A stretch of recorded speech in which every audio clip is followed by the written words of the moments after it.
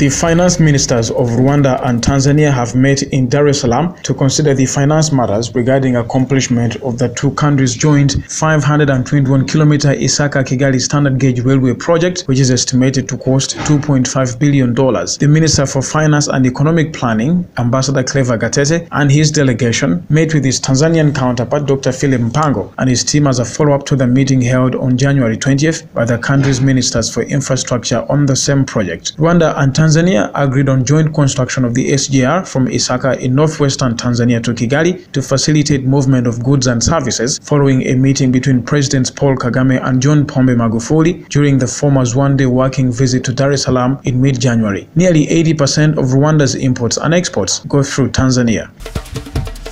South Sudan's main rebel leader Riek Machar has unveiled a position paper on the revitalization process of the 2015 peace deal, demanding a transitional unity government for 27 months. The position paper, dated 26 January and seen by Radio Tamazuj, calls for reconstitution of the current transitional unity government, the national parliament, cabinet and the judiciary. The opposition leader said parties should revert to 10 states as per the 2015 peace accord. According to Machar's position paper, the president will be selected by the SPLM party led by Salva Kiir. The first vice president will be selected by his SPLM-IO group, while the vice president will be selected by other opposition parties. He said power ratio in the government should be 42%, and 16% for the government, SPLM-IO and opposition parties respectively.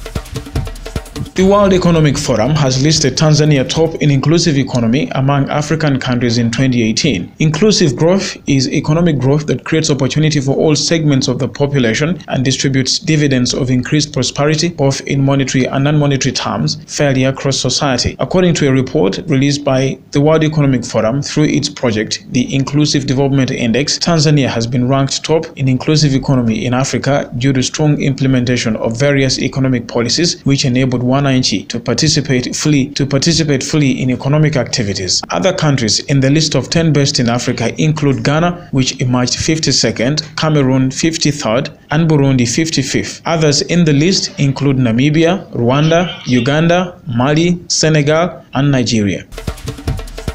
The Member of Parliament who administered Raila Odinga's oath on Wednesday has been arrested. Ruaraka Member of Parliament TJ Kajwang swore in Odinga before hundreds of supporters in Nairobi on Wednesday. Odinga vowed to run a people's government. Authorities arrested Kajwang on Wednesday and are yet to charge him.